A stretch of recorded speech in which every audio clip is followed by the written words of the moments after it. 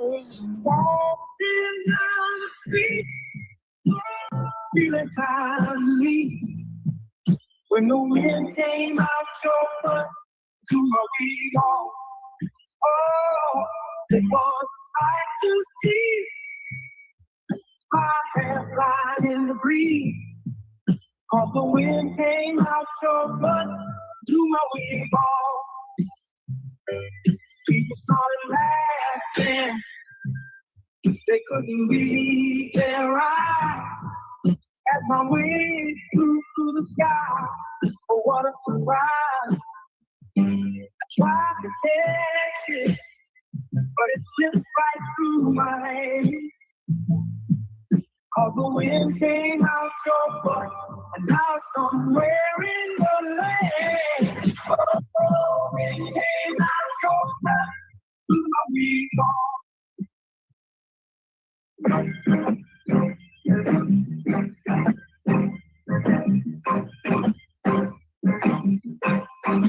Baby, drive like shit.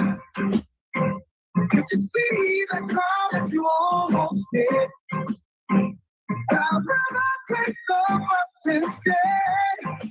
Riding with you, I'm gonna end up dead.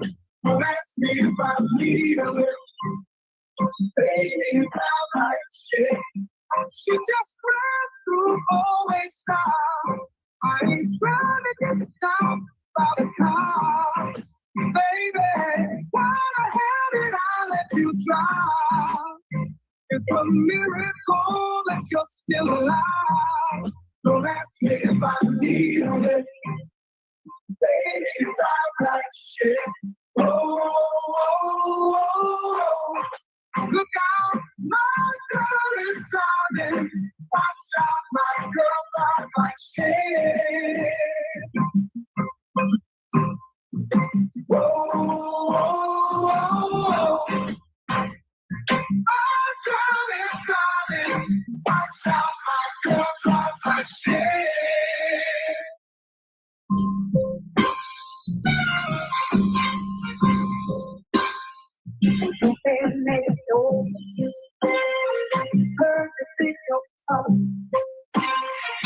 Gotta let you know I will fuck you up.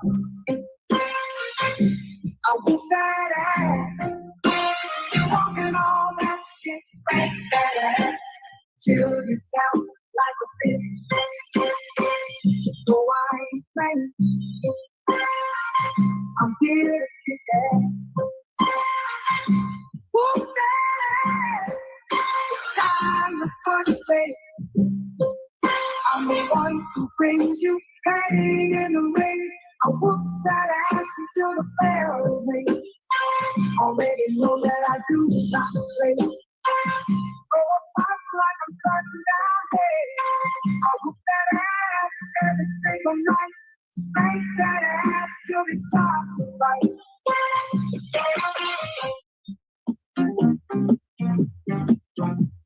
I'll tell you the story of a man. A radioactive gift in his hand. His hand 10 times his normal size. That helped him get his money on time. He knew it was bitch was telling a lie, which was 100% of the time. Superpowers to make a bitch listen. Thinking her naked with sex wave vision. Hit the police station in a single bound. Slapping bitches down to the fucking ground. His name was famous across the land. They called him the pimp named Superhand. Oh shit, yeah, his pimp named Superhand. He had powers no other pimp had. Oh fuck yeah, him named Superhand. That motherfucker was Superman. Asking for dinner ain't asking for much. You had one job and still fuck it up. You gotta learn respect. I use my gift hand to correct. It's called a bitch slap. Come get your Who taught you to hate the texture of your hair? Who taught you to hate the color of your skin to such extent that you bleach to get like a white man? Who taught you to hate the shape of your nose and the shape of your lips? Who taught you to hate yourself from the top of your head? Who taught you to hate your own kind? Who taught you to hate the race that you belong to? So much so that you don't want to be around each other. No, before you come asking Mr. Muhammad to teach you, you should ask yourself who taught you to hate being what God made you.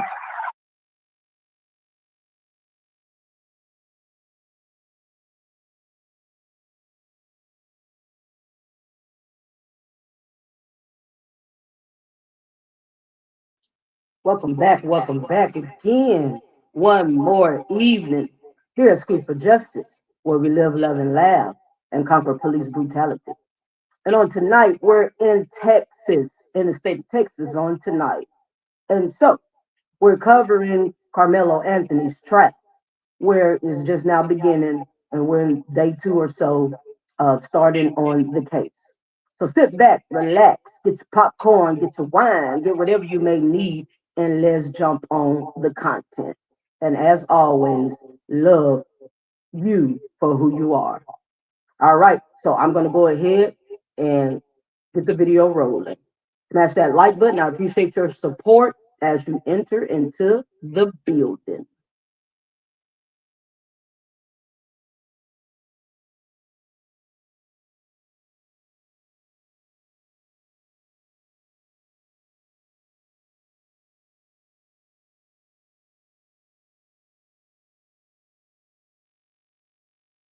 Even though the district attorney in Collin County, Texas, is going for a first-degree murder conviction of Carmelo Anthony, there are a lot of people who are taking that team's defense, saying that he acted in self-defense. Now, what does the evidence say? At least the evidence that we know about at this point. The school district in Frisco, Texas, has said it has surveillance video of Anthony's confrontation with Austin Metcalf at that midweek track meet in April, where Anthony allegedly stabbed Metcalf in the chest and killed him. At this point, allegedly murdered him. We'll get into what that video reportedly shows in a moment, but here's what we know about what led up to that alleged attack on April 2nd in Frisco, north of Dallas. Austin Metcalf's and Carmelo Anthony's schools were competing at a track meet. If you've ever run track, you ever been to a track meet, you know that teams typically have spots around the track where athletes can hang out with their teammates in between events.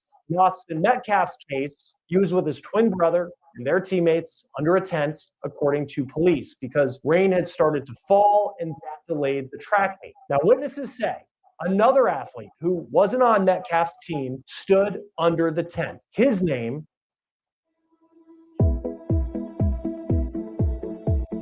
I got a loan from Landmark because was Carmelo Anthony. Karmelo Anthony, class of 2025, Centennial High School, Frisco, Texas.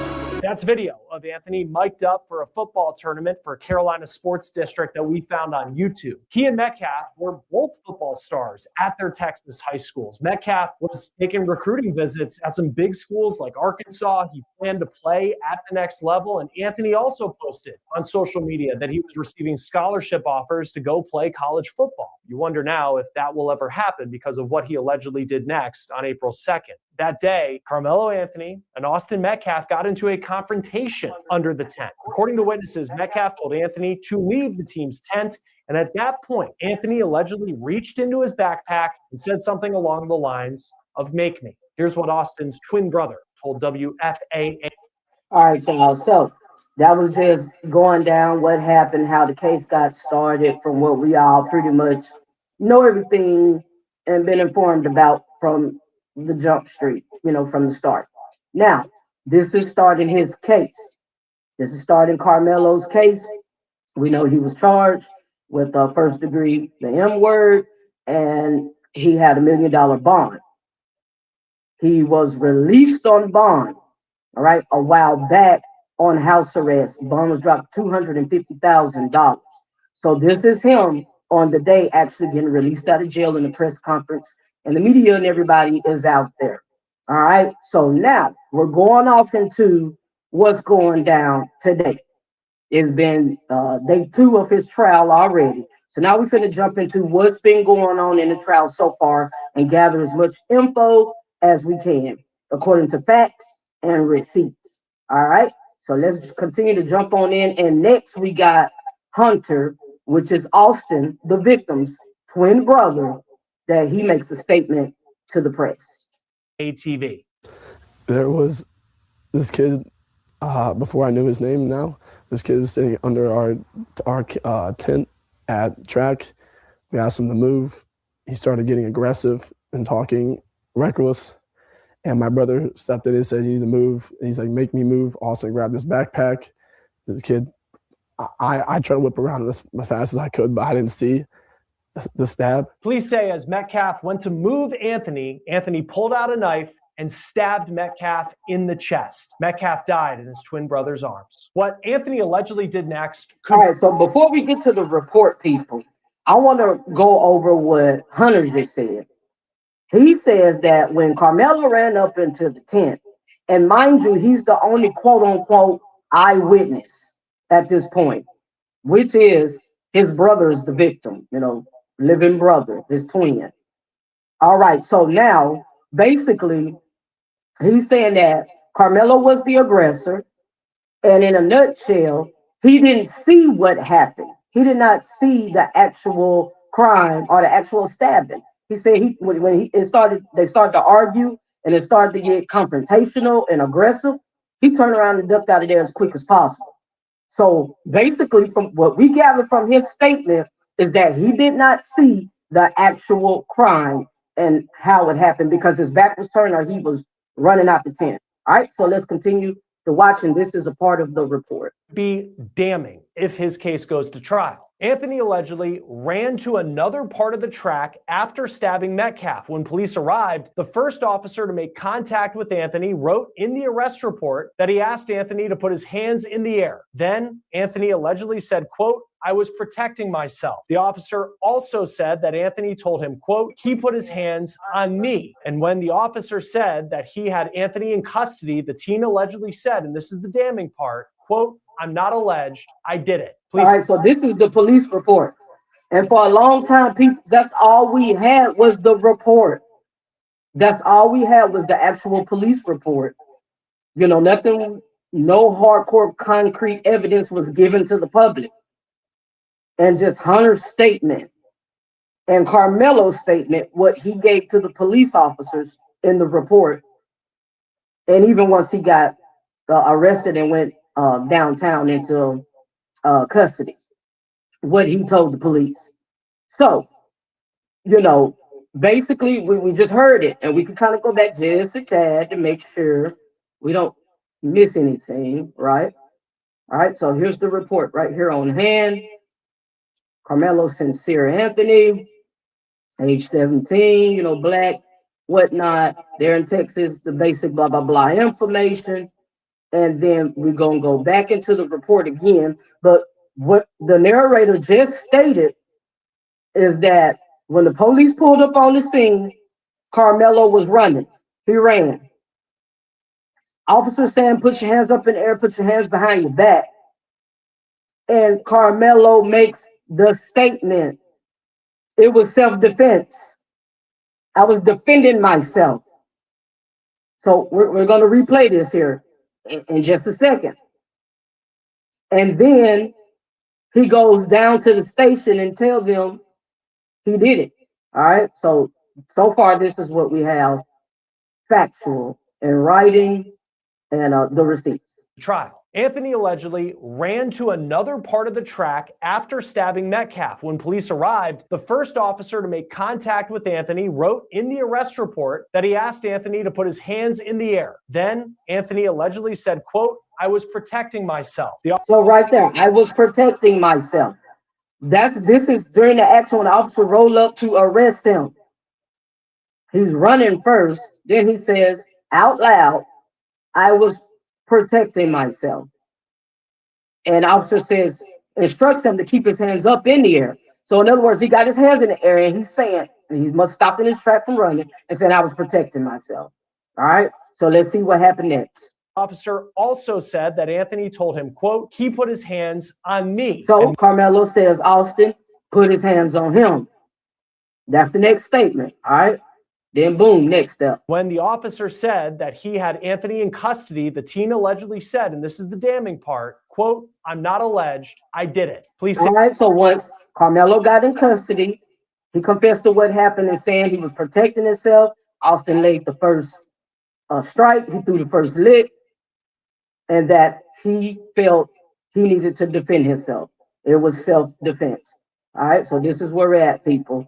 And that's all in the arrest report. That Anthony ditched the knife and ran before he was arrested by officers who note in their reports that Anthony was hysterically crying when arrested, and he asked if Metcalf would be okay. Anthony was initially held on $1 million bond, but then the judge in this case, less than 2 weeks after he was arrested, lowered Karmelo's bond to $250,000, which he was able to make. Here's video. Per WFAA of Anthony walking free. He will have to wear a GPS monitor. Angela Tucker has not allowed cameras in court for this case, but according to KDFW, Anthony's defense argued at a bond hearing that he wasn't a flight risk, and $1 million made the judge the target of threats. Collin County, Texas posted on social media saying, quote, "We are aware of a social media post on this platform that appears to dox a sitting judge." Right, so the judge gets harassed, gets doxxed, they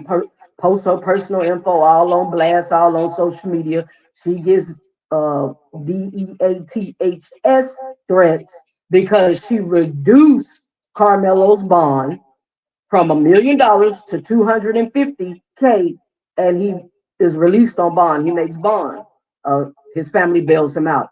So now the judge is being harassed. This is what this is talking about. That's leading up to the trial today.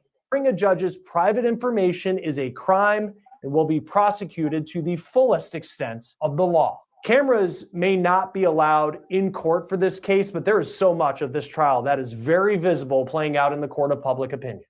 A crowdfunding site has raised more than $500,000 for Karmelo Anthony's defense. People saying that they believe Karmelo is not a murderer and that he acted in self-defense. Anthony's family held a news conference saying they have become the victim of threats. Here's Anthony's mom speaking per KDFW. In wake of this tragic incident, our family has been under attack, harassed, and lied about. And the tension between families has been high. At that I just want to throw in there, his mom looks like a kid.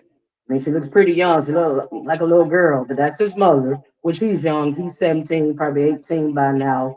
And she looks pretty young. And they're saying they've been harassed. So it's a whole bunch of war going on. And it all boils down to what? A race war. It's a lot going down, a lot of, confrontation, a lot of aggression. People want justice. People feeling violated. People, it's just a sad situation with young teenagers involved. So they receive threats and harassments and being harassed as well.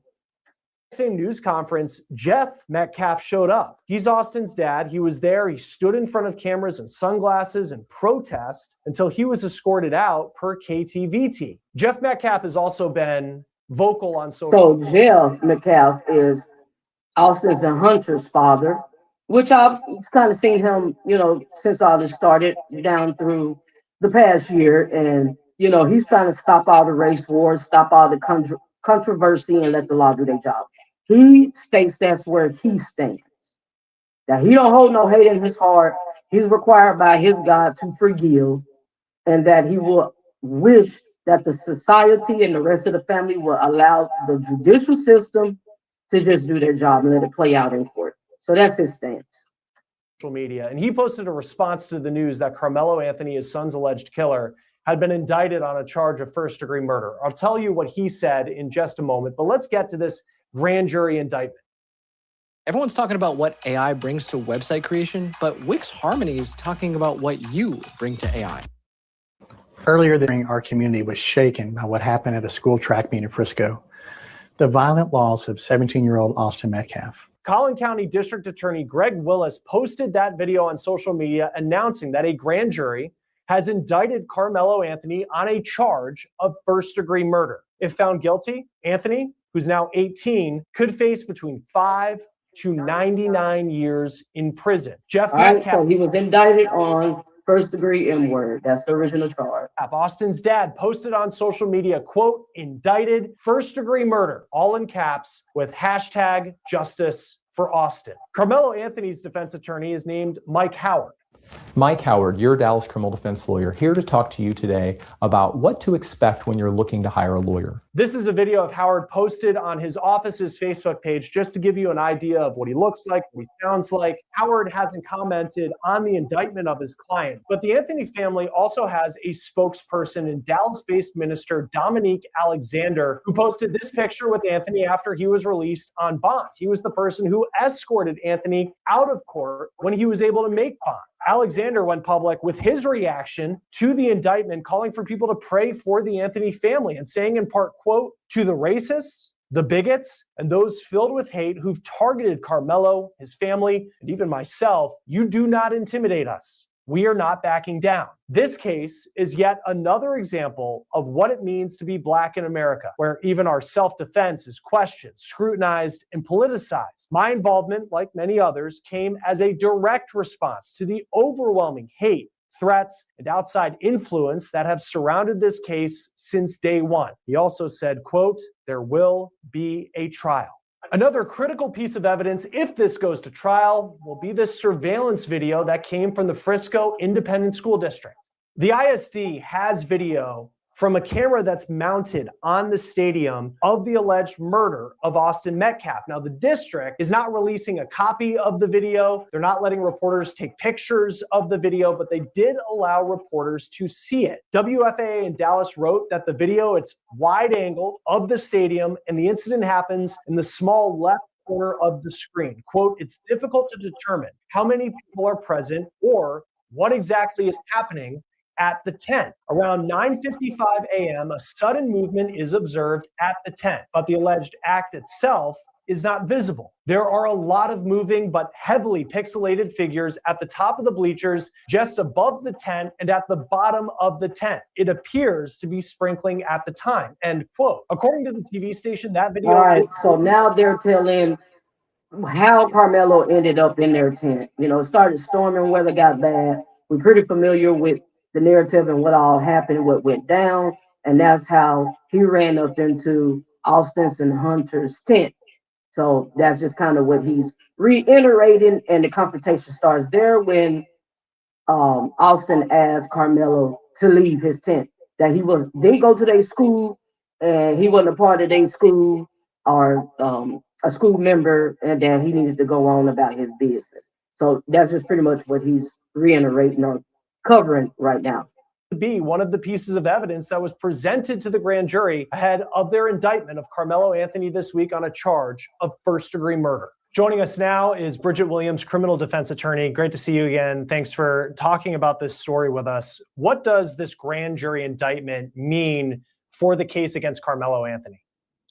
So this is just a regular routine process that has to happen for any felony case in the state of Texas. So any case that moves forward to an actual trial setting has to first go through a grand jury.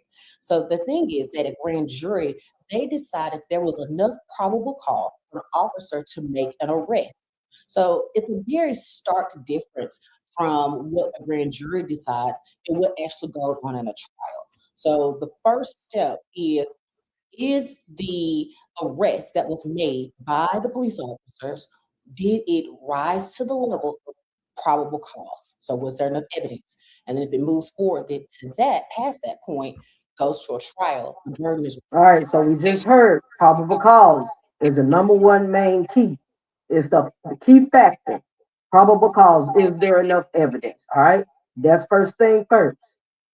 Raised to beyond a reasonable doubt, which is much, much higher. And then it has to be raised into beyond an unreasonable doubt. This is if it's required or necessary. What is required and necessary to have a grand jury trial? To have a grand jury trial, we got to have number one, first thing first, probable cause. Number two, beyond a reasonable doubt. So this is where we're at to see if there can be a trial to take place with a grand jury. Well, Anthony's now been indicted with first-degree murder. For it to be first degree compared to second degree, what will the district attorney in Collin County, Texas have to prove? So first degree murder is pretty much meditated, intentional murder, right? I intended to do this.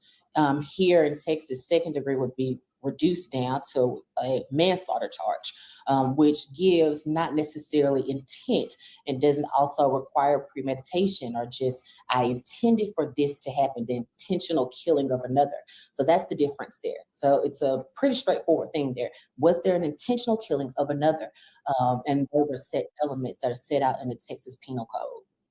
And with that, because All right. So, in other words, they got to prove whether this was premeditated, that he planted this, Karmelo plotted this, he was strapped up, he, went to the meeting with this weapon, with this shank on him, and he had this mapped out or plan, or was this something that took place at the spur of the moment, which means manslaughter? That wouldn't be first degree M word, first degree unaliving, right? It could possibly be dropped to manslaughter or totally dismissed. So what the jury has to prove is, was it premeditated, planned, or was it self-defense? That's where we're at. Was it something that, crime of passion, something that just happened in the spur of the moment? So we're going to let the attorneys continue fact checking on the trial. Because you look at what we understand police say happened at this track meet, and there was this altercation between Austin Metcalf and Karmelo Anthony, and Karmelo Anthony reaches in allegedly into his bag, and then Metcalf comes up to him, and then it feels very spur of the moment in some ways with the narrative that's been laid out. When you talk premeditated, this isn't a case where he woke up this morning probably and felt like he was going to go stab somebody allegedly at a track meet.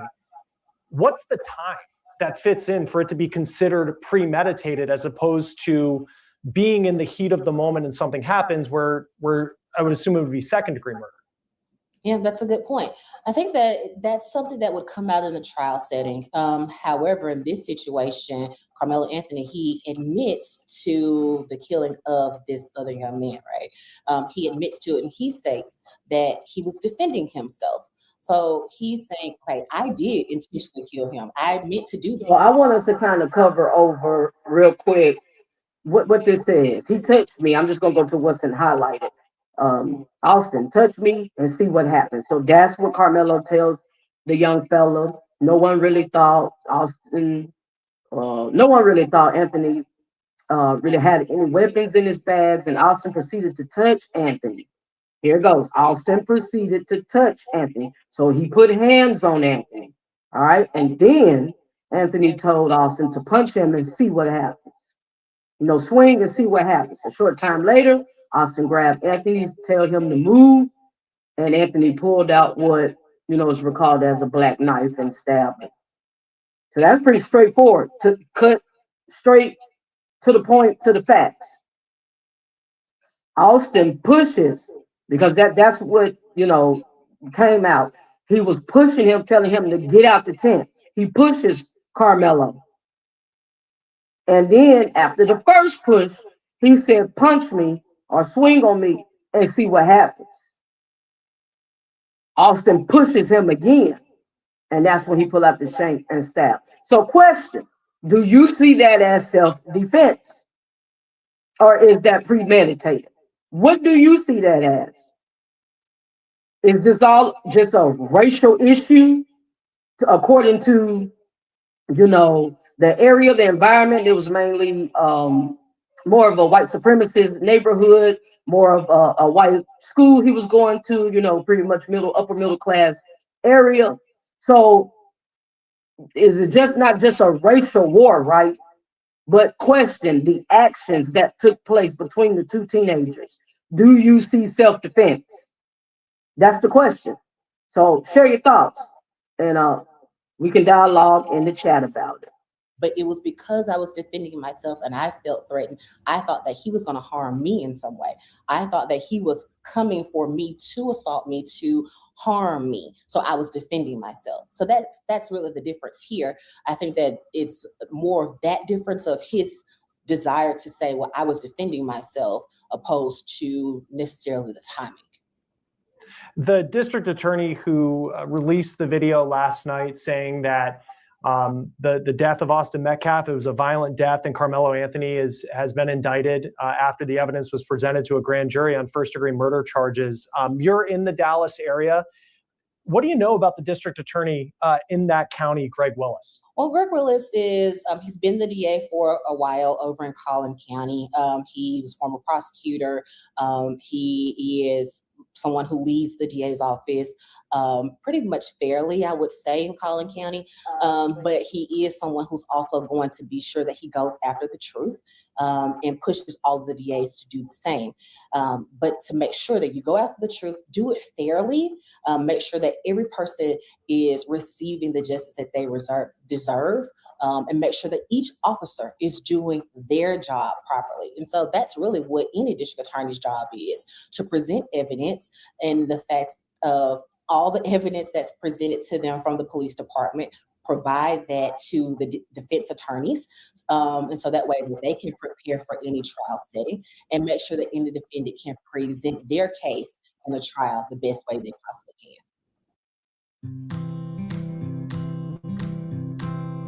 Hi, I'm Lori Seibert, Human Resources Manager with the Cincinnati Bengals. It's been about almost 10 years since I had worked with Paycor, so... All right, sorry about that. And in this case, let's talk All about... right, so now I'm going to stop it right there. So you tell me, do you consider that self-defense? Now I'm going to share my thoughts and what I see in my perspective. These are two young teenagers, right? Both of them are athletes. They ball players. That means they cut, they're athletic, they're fit, they're in shape, right? And the storm goes bad. Mother Nature is the reason why you end up in this man's tent. The weather gets bad. It's a storm out there. So whatever the altercation is or what led up to the altercation, right? He asked you to get out. You refuse not to. If you feel this man finna run up on you, this dude finna run up on you, right? And this is your peers. Y'all in high school, around the same age group, same age range, or if not the same age, fight him out. Don't unalive, fight. He put his hand on you, beat the brakes off of him. Man up and let the best one win. So it shows a lack of immaturity and ignorance because they're children. 17, 16, 17, 18, still in high school, you wet behind the ears. You don't know anything about living life. You don't take the choices you make and the consequences behind your actions seriously. So now you have to learn. So when Austin pushed you, fight back. What you did in actuality is a coward move. It's a coward move. Whether you scared or not, fight back. He hit you, hit him back. Now, you're going to say, well, they was going to gang jump here. Well, if Austin, Hunter, the other twin, Hunter, if Austin's brother, Hunter, had jumped in it, then do what you need to do to defend yourself. Then draw out. If they fight dirty, then you get dirty if necessary. You got to match energy. I say it's a lesson learned, right? Because you're a strong young man. You're in good health and strength. You're an athlete. You're a ball player. Use your strength. Fight back. It would make more logical sense if this was an unfair, unequal situation. If you was a female and a male or a man physically attack you or run up on you, and you got to do what you got to defend yourself, that makes sense. If you was a young child and a grown man runs up on you, if you're 12, 13, 14 years old, not fully, still growing and developing, and a 30-something-year-old man run up on you, if it's a dirty scenario, I understand you matching energy. But this is your peers. A 17-year-old boy running up on you, your age range, you're in good health, you got strength, you're a ball player, fight back. Don't unalive. It's not worth it. And I can vouch for self-defense. I had a self-defense case. There was no equal match up.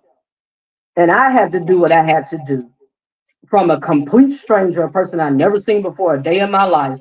And I defended myself and I won. So that's what you call equal matchup. And that's what the law looks for. You a 17-year-old boy, he a 17-year-old boy. Beat the brakes off him. He put his hands on you, fight back. And when you stand up to a bully, they'll go on. He wouldn't have ran up on you no more. So it's a lesson learned, right? And I just used two different scenarios, two different illustrations. If you were a female and a male ran up on you, then it makes sense to draw out, to do whatever is necessary to defend yourself, right? If you were a little kid and a grown adult attacks you, makes sense if they're abusing you. But your peers, there's no excuse. Now, that's the way I see it, and that's really actual facts. And that's what the law looks for. Yes, you got different governing state laws. But in a nutshell, we're in Texas tonight. That's what they look for, right? And so the lawyers will confirm that here in just a minute. And again, I can identify. I was in a situation where I had a self-defense issue, and I won my case. I'm the victor of self-defense. And it was not an equal matchup. Just like I said, in my case, it was somebody I'd never seen before a day in my life, a complete stranger. So, what's your thoughts? Because I say he could have fought him back. And if the brother Hunter was gonna jump in it, well then do what you gotta do. But don't look at what's a push, man? Push back. You're not weak. No, man up. You're going into a young adult. Use your strength. Use your masculinity. Use your manhood. Size don't matter. The bigger the giants, the harder they fall. Most people be big and sorry. I can identify me being a petite person. Everybody ass I ever whooped physically was bigger than me. Size doesn't matter. It's strength. So that's my opinion. Now share yours. It's an open panel floor, and I'll be more than glad to hear from you. Smash that like button as your people around my corner. Out some of the evidence, some of the facts that have been laid out as far as what we're hearing from police. And I know we've talked about this before. And Karmelo Anthony's defense is going to be that I felt threatened and I had to turn to force. And that ended up in the loss of life of Austin Metcalf. Based on what the law says in the state of Texas about self-defense, how strong of a case does he have? I'm going to say, in my personal opinion, I don't think it's very, very strong. And I'm just going to be honest with you. There's been such a, I guess, a very strong, just a heating, I guess, going on in the area where people are just upset about both sides. All right, y'all. So the attorney's saying they don't see a strong argument from his defense attorney or his lawyer. And that's what it is in the state of Texas, according to their laws, based off self-defense. They're and then this is the question you have to ask. Why did he have a weapon with him in the first place? You're going to a meeting, man. It wasn't even ball practice. Why do you, and just like going to school, why would you feel the need to have a weapon on you at all? Well, what is that all about? Now, as we're going to dig in a little bit deeper into the case, we're going to find out for sure if they had any history together. But so far, what's on record, they didn't have any history. Austin may have had a reputation or a rep, just he don't take no smack, or maybe he was a bully trying to big boy people, possibly. We'll find out as the trial goes in a little bit longer, a little bit deeper. But as of now, they have no record of the history of any acquaintance, right? So why did he feel the need to even be strapped up in the first place? That's the number one concerning thought as a kid, okay? And he doesn't have a strong argument so far pertaining to the law of self-defense there in the state of Texas. You know, this boy didn't have a weapon. They didn't jump you. He didn't beat you down, and you couldn't physically. He didn't physically overpower you. He pushed you. That's it. And you're saying that's self-defense. Your own peers. Well, he's a football player. Well, you're a football player. So match his energy and fight back. You know, it's just that simple. And at the end of the day, everybody go home. You know, take a licking and keep on ticking. You can take a licking, you can give a lick. It's just that simple. But is that a probable cause, a valid reason or excuse to take life? Now, do we believe that his intent on the first strike when he stabbed him into the chest was to take life? No. He just made a horrible and ignorant decision in the heat of the moment, right? But that violent, aggressive decision cost him. It cost Hunter his life, Austin his life, and it cost Karmelo his future. It's costing him his future. So I don't believe he had intent, but that's all it can take. Something just that simple. And just and removing the weapon, you could have threw one good lick and knocked him out. You never know. You never know. You could have used one good lick and you would have got him up off you, right? So we don't believe that and I will say I don't believe that his intent was to take life. It was just one strike to the chest with the knife. But at the same time, there was intent to do physical bodily harm without a shadow of a doubt. And no weapon was drawn out on you. So why did you feel the need to draw out a weapon on him? All right. So let's continue to fact check the content. Really on both sides. But what I would say is that he doesn't necessarily have a very strong argument there for self-defense. Hopefully his defense counsel has something that they're going to be talking about in trial that we haven't heard yet. But based off of just what the law is right now, you have, as self-defense, you have to bring equal force to whatever it is that is assaulting you or that you are presented with. So if someone is pushing you, you don't necessarily have the liberty to go back and shoot them with a gun or stab them with a knife, right? Equal force for pushing would be back with your hands, right? That is equal force. And so equal force is a very important factor. It is mandatory. That's what I mean by matching energy, right? So if they fighting dirty, then you got a right to fight dirty. In other words, if they had jumped you, then you had a right. It's one of you to rise back up and do what's necessary to get them up off you, right? To defend yourself. So it's called equal force. Or again, I'm gonna use the same illustration. If it's a female or if it's a woman and a man physically beats her down, then she has a right to defend herself by any means necessary. It's called equal force. But here's always the kicker. Some people jump to conclusions, but if a person never lifts a finger on you, that's not self-defense. You always be smart enough to let them throw the first lick. Let them run in front of you, and then you got every reason to stand your ground, even according to the laws, right? So equal force, that's what the laws look for. And those type of examples I just gave you, which just basically means an unfair fight. But your peers, you 17-year-old young man, he a 17-year-old young man, both of y'all athletes and football players, that's not unequal force. That's your peers.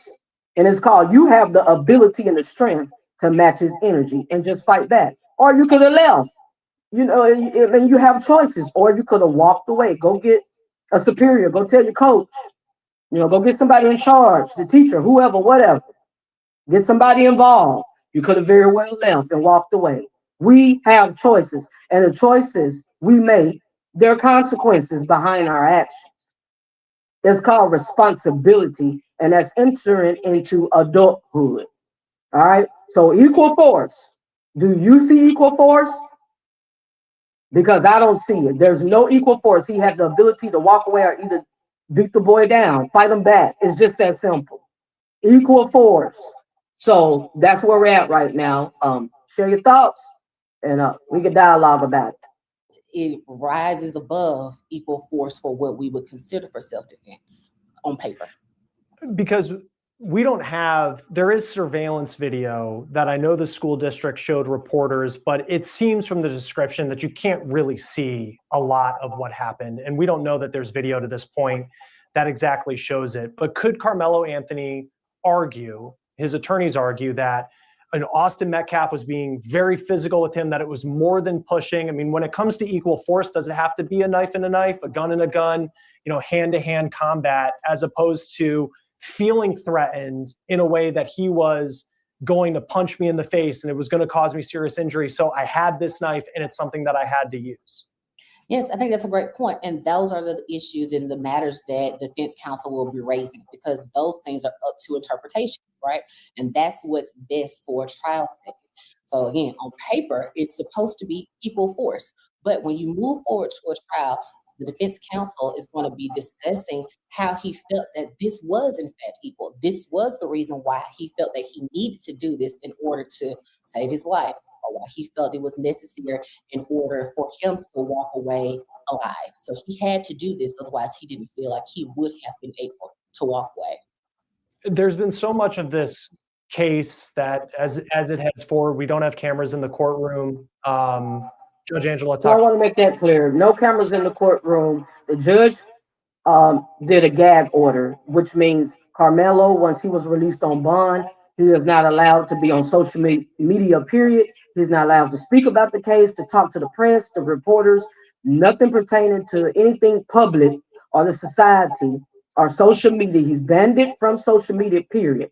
Likewise, his family, his parents, his family, his relatives, and also the victim's family.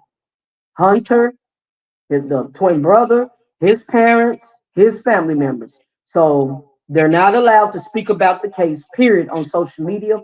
And due to the fact that legally they're still minors, even though in the state of Texas, Karmelo is being charged as an adult at the age of 17, he cannot, there's no press, no cameras in the courtroom. So it's a private trial, and we're just pulling all our receipts and facts and evidence and all the writing report from journalists and the reporters and pretty much the narrators. So that's how we're getting it. No cameras are allowed in the courtroom. They are minors, and there is a gag order that both parties cannot speak, period, to social media or anybody until the case is over. All right. So what do you think? Do you think it's self-defense or premeditated? Share your thoughts. And just for a moment, I mean, the overall scenario of the situation. Do you feel that he should have fought back? I mean, of course, Austin was being the aggressor because he did push him. He made physical contact, and it should have been a superior to get involved. Their children, a teacher, a coach, somebody should have came and resolved that whole situation. So we're not excusing that behavior, but did he deserve to lose his life? Is it all about race? Because if these was two white boys or two black boys, do you see or feel that this situation would make a difference? And why is the public or society making it about race? So you share your thoughts.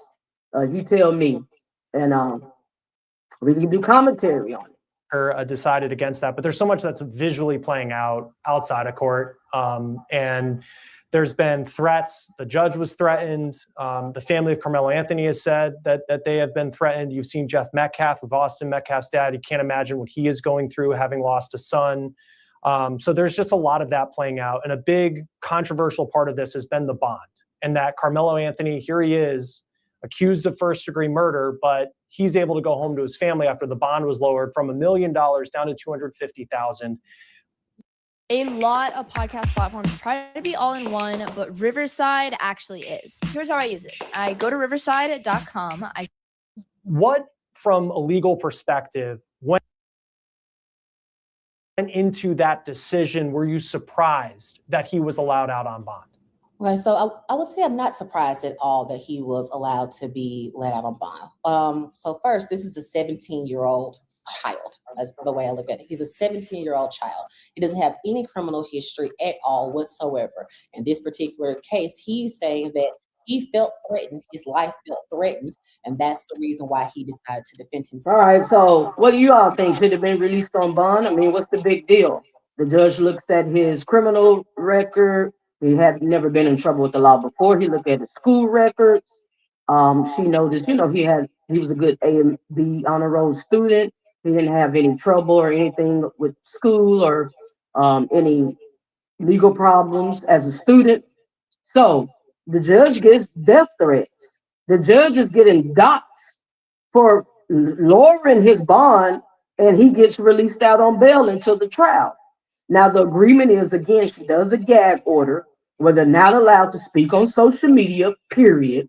Both parties, him nor Austin's family, the victim, and he's on house arrest. He has to wear a monitor around his ankle, and pretty much he's in the house and monitored 24/7.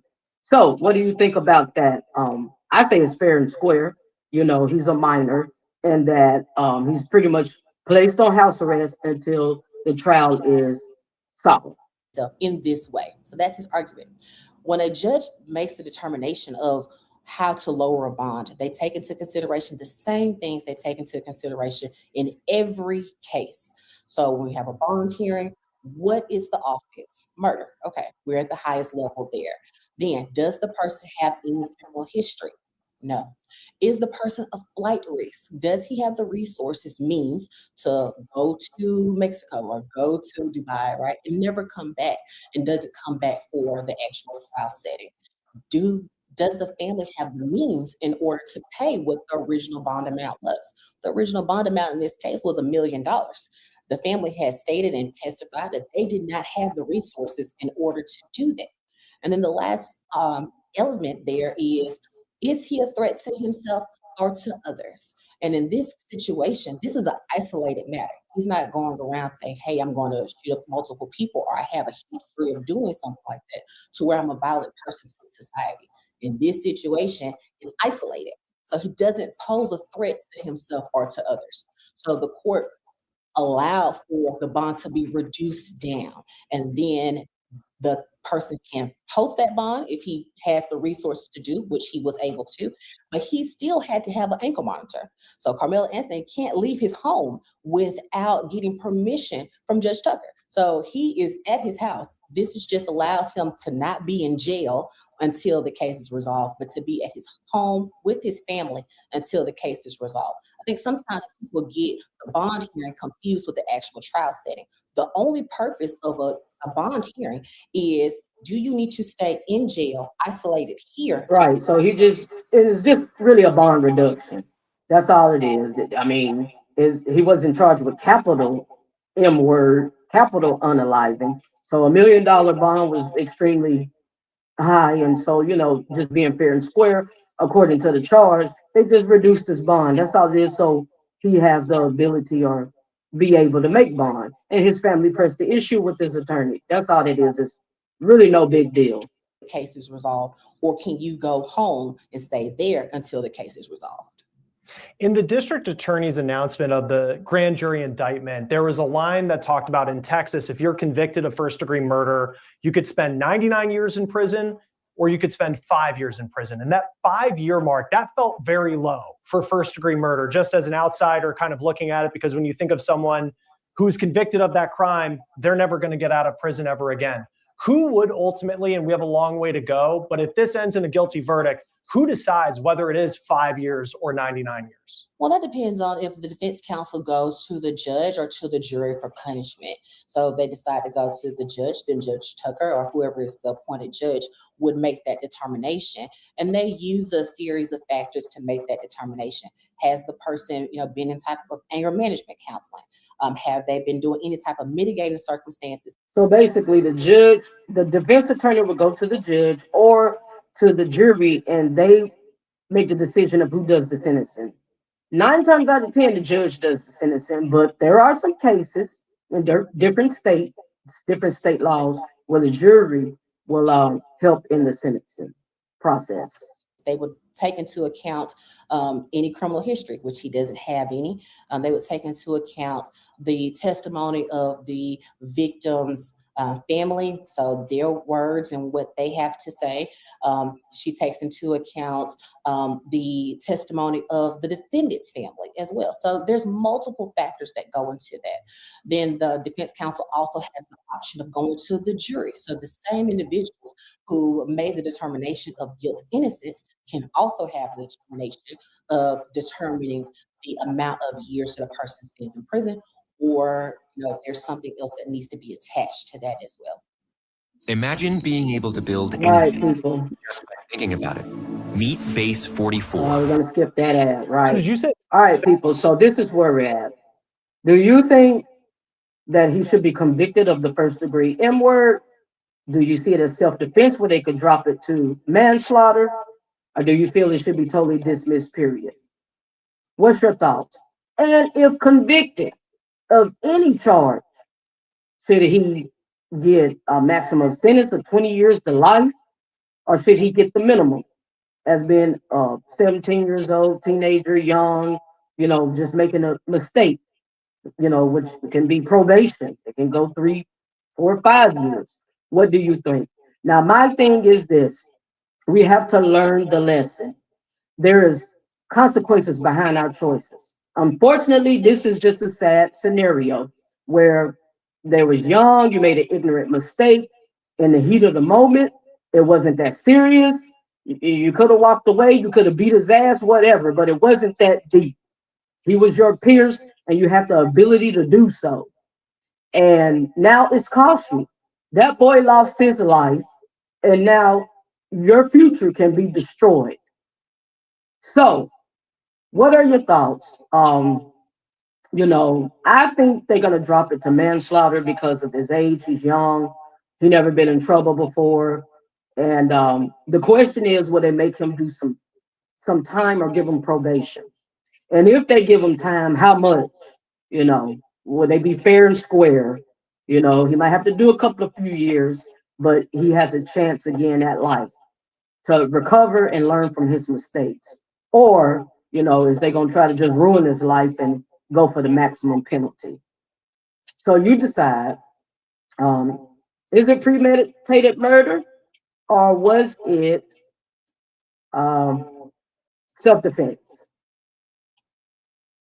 You decide. And until next time, I normally do, police brutality, but I decided to jump on in something a little bit different and cover on into the trial tonight. And I'm going to continue to stay on top of it.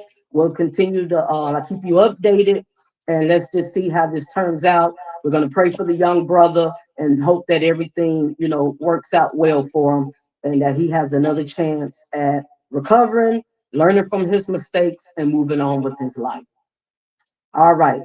We'll also keep the victims' family in prayers as well, that they can get some kind of healing, forgiveness, and closure. So share your thoughts. Is it premeditated or was it self-defense? And until next time, I am your host, School for Justice, here where we rise above the occasion, where we live, love, and laugh, and I will always continue to speak truth to the power. And until next time, fam, take care.